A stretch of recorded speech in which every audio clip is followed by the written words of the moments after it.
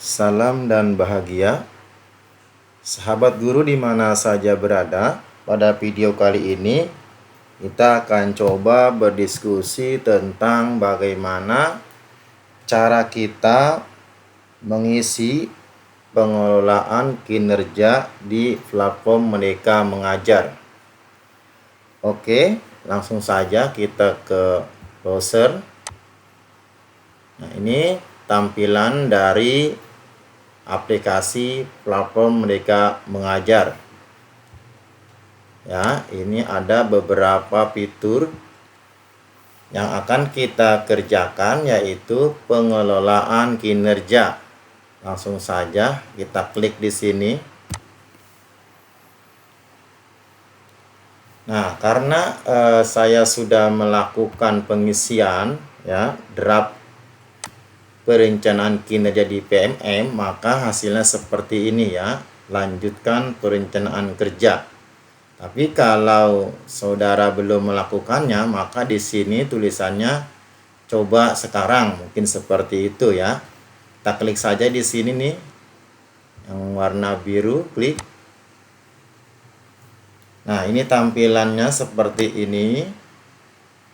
Ini adalah rapor pendidikan sekolah kita ya. Sekolah masing-masing akan tahu bagaimana rapor pendidikan sekolahnya masing-masing di platform Merdeka Mengajar.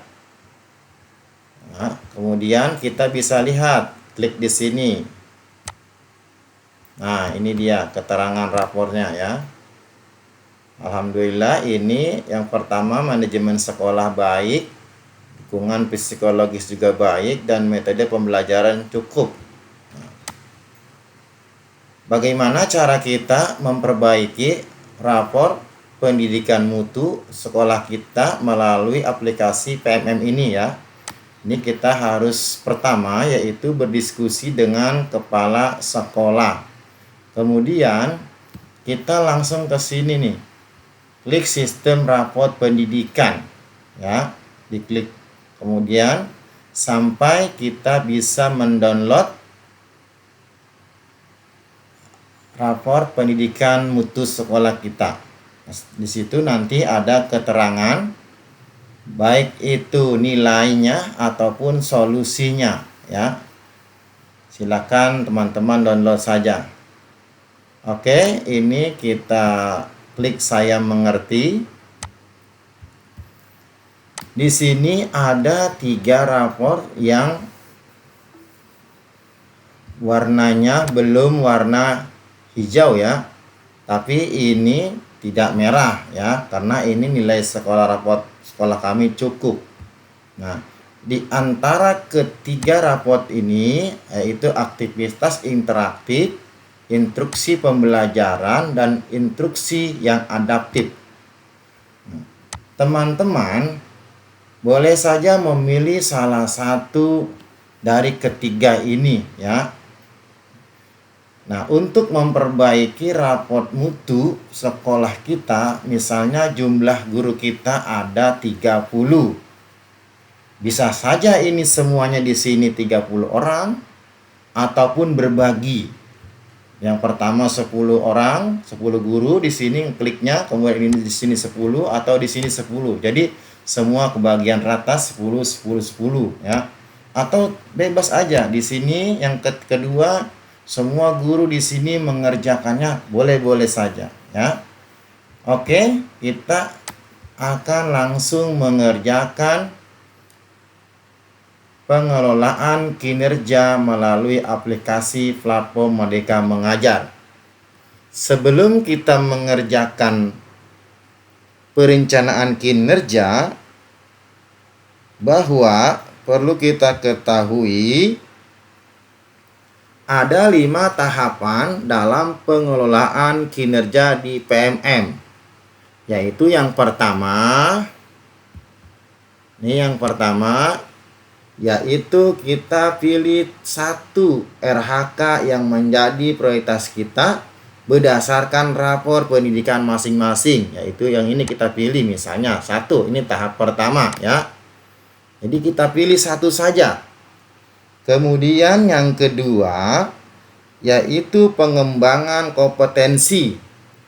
Nah, di sini kita pilih RHK yang bisa kita selesaikan targetnya dalam periode Januari sampai Juni 2024. Setiap RHK tersebut itu ada poin per satu kegiatan ya.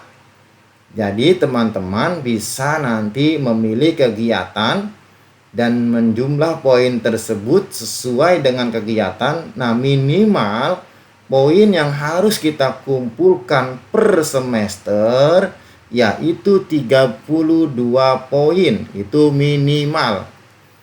Dan teman-teman bisa saja melebihi poin 32 dan seterusnya.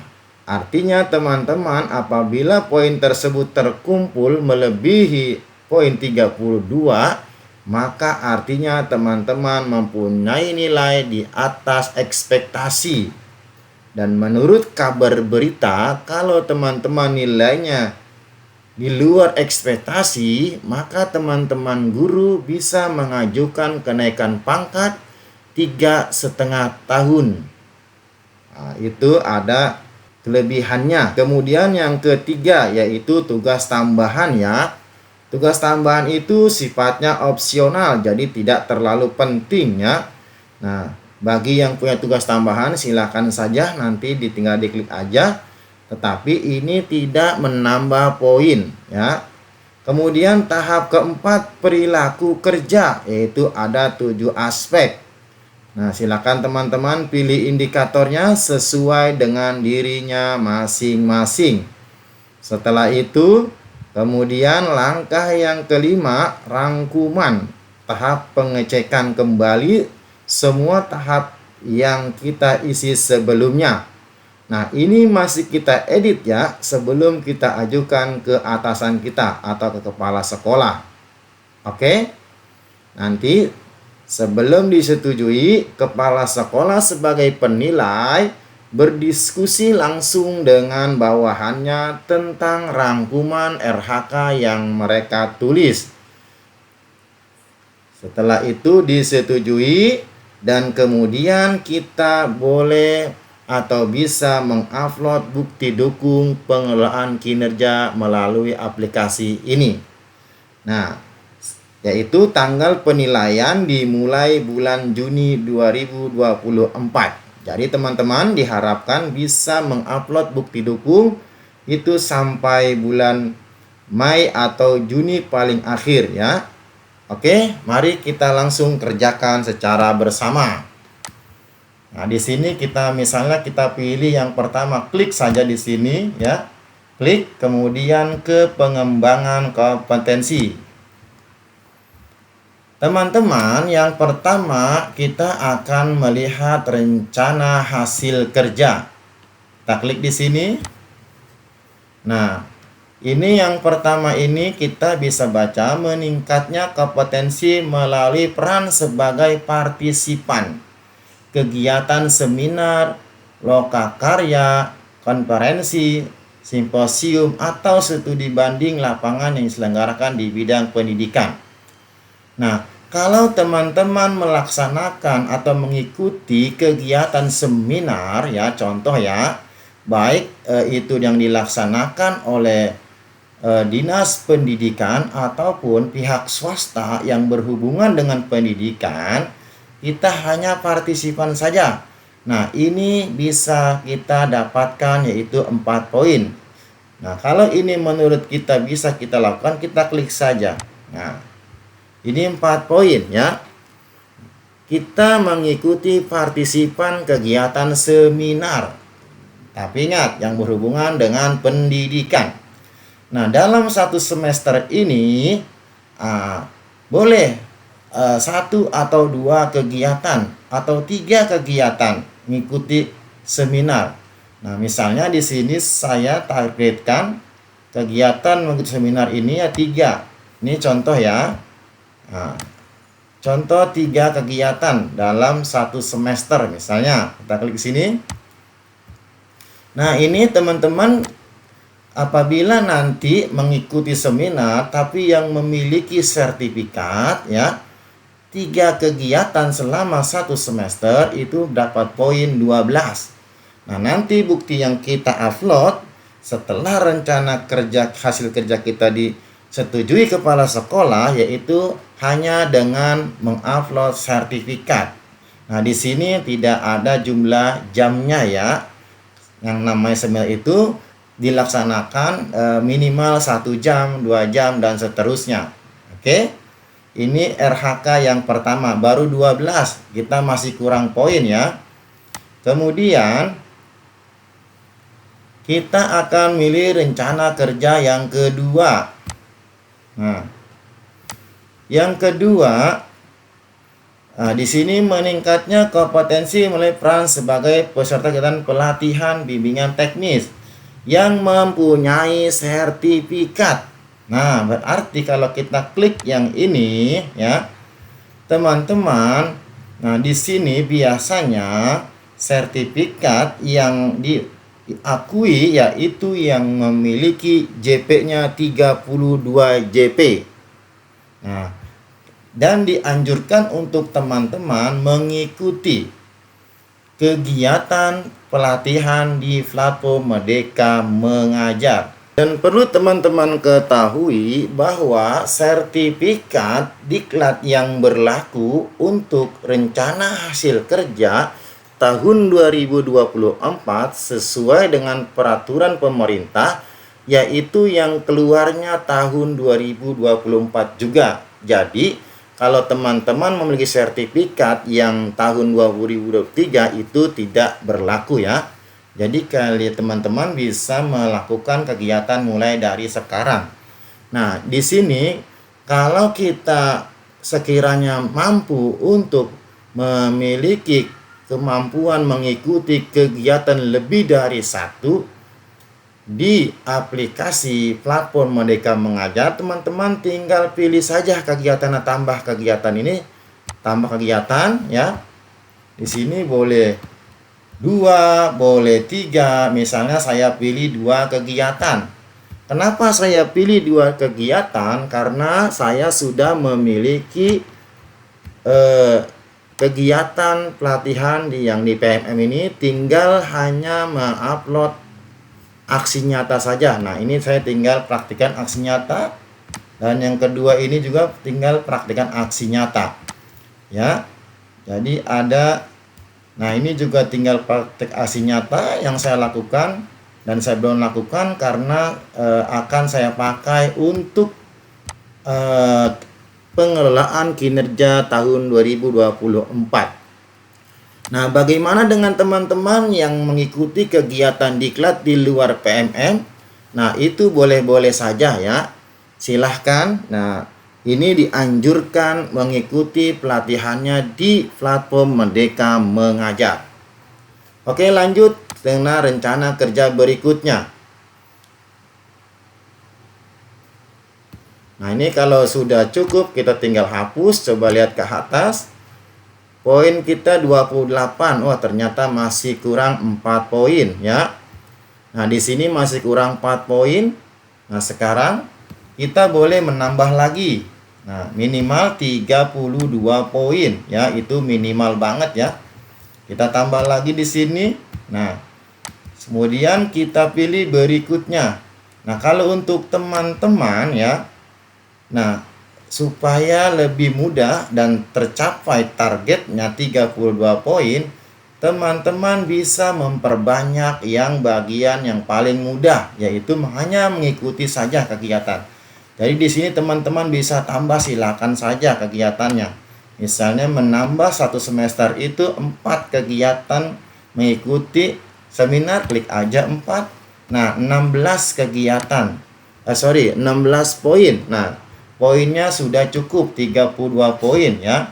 Jadi mengikuti seminar itu sebanyak 4 kegiatan 1 semester, kemudian melakukan kegiatan diklat yang ada sertifikat, dan di situ ada jumlah JP-nya minimal 32 JP, itu 2 kegiatan per 1 semester, itu 16 poin, maka poin tersebut sudah cukup ya. 32 poin. Nah, kalau sudah 32 poin, nah kita langsung saja ke langkah berikutnya ya. Sekali lagi, ini yang pertama ini berbentuk sertifikat. Ini tidak ada JP-nya ya. Yang kedua ini sertifikat tapi ada JP-nya, yaitu 32 JP. Nah, kemudian ke tugas tambahan, klik saja. Teman-teman, untuk tugas tambahan ini tidak memiliki poin. Meskipun tidak memiliki poin, teman-teman apabila mendapat tugas tambahan, nih contoh ya, karena saya ini adalah sebagai koordinator penilaian kinerja guru di sekolah, maka saya menulis rencana hasil kerjanya. Dan ini bukti dukungnya, yaitu surat tugas yang diberikan ke atasan kepada kita. Oke? Kalau teman-teman tidak memiliki tugas tambahan, langsung saja tidak usah diisi karena ini tidak menyangkut poin ya. Kita lanjut ke perilaku kerja. Klik perilaku kerja. Dalam perilaku kerja ini kita akan menyesuaikan dengan tingkah laku diri kita dan target yang akan kita capai. Ya. Di sini yang pertama saya memilih ya melakukan perbaikan terus-menerus terhadap kompetensi dan perilaku kerjanya, arti kerja saya. Kita klik. Terus bagaimana Anda akan menerapkan perilaku tersebut dalam kehidupan sehari-hari? Kita tinggal pilih indikatornya. Nah, bagaimana kira-kira? Ya, apakah memperbaiki kualitas layanan secara terus-menerus? Apakah menindaklanjuti setiap kritik dan saran secara konstruktif? Berupaya memperluas wawasan kualitas pelayanan. Ini boleh-boleh saja kita pilih ya. Misalnya saya memilih berupaya memperluas wawasan. Nah, ya kan? Saya klik di sini. Nah, kemudian yang kedua akuntabel ya. Nah, di sini indikatornya juga kita boleh pilih, silakan sekiranya kita sanggupnya yang mana sesuai dengan pribadi kita masing-masing ya. Kalau saya contohkan ini melaksanakan tugas dengan jujur, bertanggung jawab, cermat, disiplin, dan berintegritas tinggi. Kita klik aja. Kemudian bagaimana Anda akan menerapkan perilaku tersebut dalam kehidupan sehari-hari? Yaitu kita pilihnya misalnya di sini melaksanakan pekerjaan sesuai dengan ketentuan misalnya. Ya, kita klik aja. Kemudian yang ketiga, kompeten. Apa perilaku yang paling ingin Anda fokuskan di tahun ini?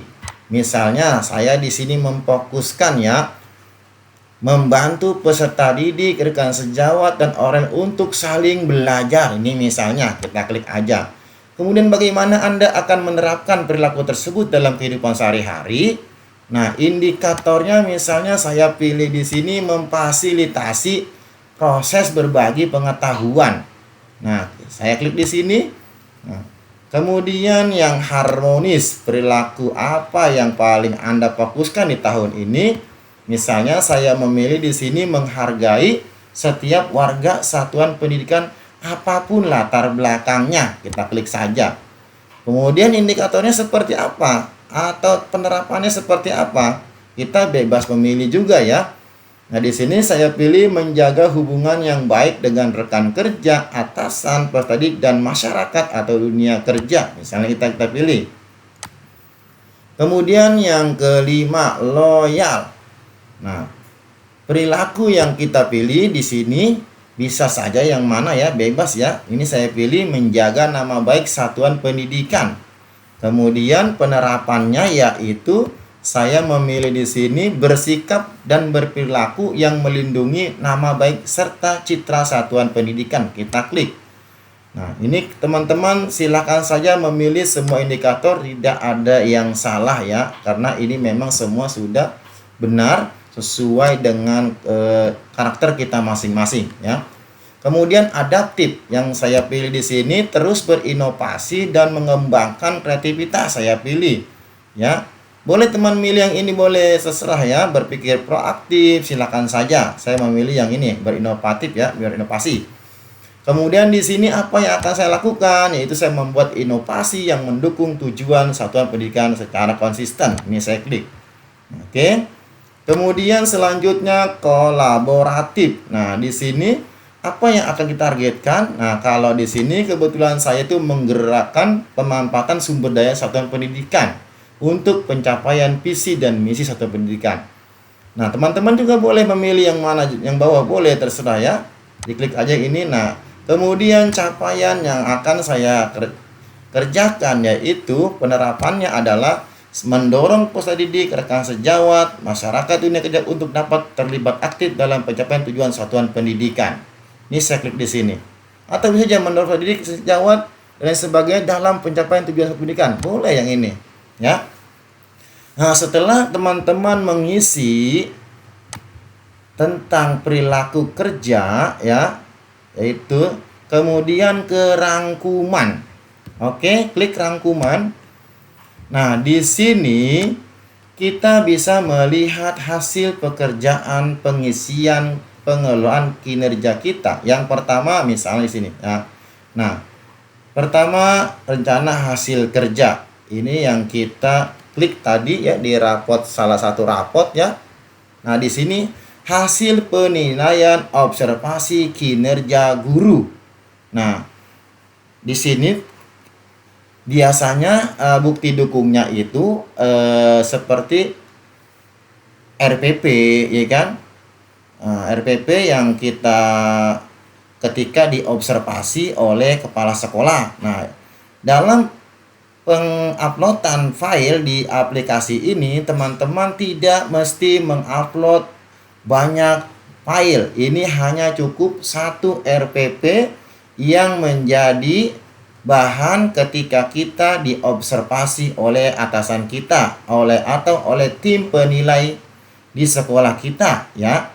Jadi cukup satu RPP saja yang diupload di bagian sini ya. Satu semester. Kemudian yang kedua.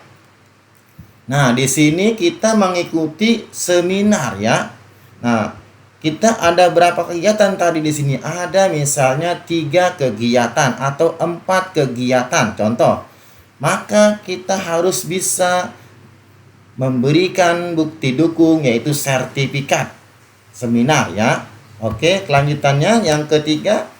Nah, kita mengikuti juga semacam pelatihan yang di situ ada jumlah JP-nya ya.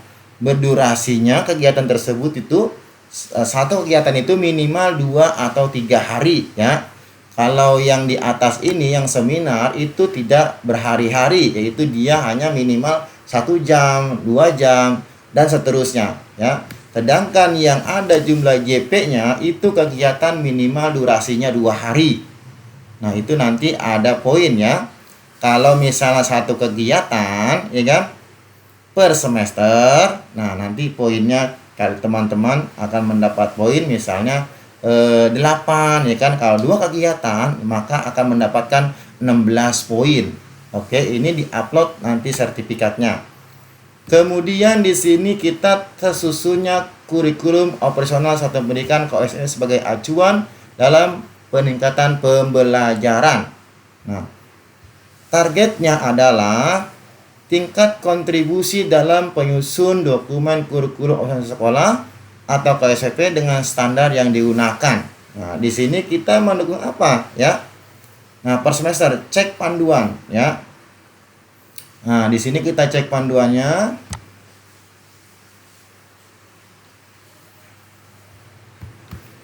Oke, seperti ini. Teman-teman bisa langsung baca saja nanti ya. Dilanjutkan cek panduannya. Kita lanjut berikutnya.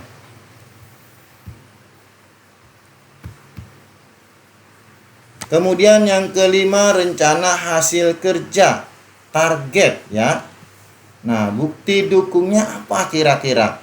Tingkat kehadiran di dalam kelas untuk meningkatkan kualitas pembelajaran yang mengacu pada kurikulum operasional satuan pendidikan. Nah, di sini yang diperlukan rangkuman kehadiran, artinya daftar hadir ya. Nah, oke, selanjutnya adalah hasil kerja tambahan ya. Tadi di sini tidak wajib ya. Nah, kebetulan saya sebagai pelaksana koordinator PKG di guru. Nah, di sini saya cukup mengupload surat tugas yang diberikan kepala sekolah kepada saya. Tapi teman-teman kalau tidak tugas ini juga tidak apa-apa. Ini tidak ada poinnya, ya. Kemudian perilaku kerja, ini kita bisa lihat ya, kalau sekiranya ini berat bagi kita atau belum pas, silakan teman-teman rubah kembali sebelum diajukan SKP ini ya. Sekali lagi sebelum kita lanjut ajukan ya, nah, kita lihat dulu seperti ini. Oke, lihat, dikoreksi, setelah itu klik ajukan. Nah, kalau sudah klik ajukan, kepala sekolah atau tim penilai juga masih bisa berbicara atau berdiskusi dengan guru tersebut.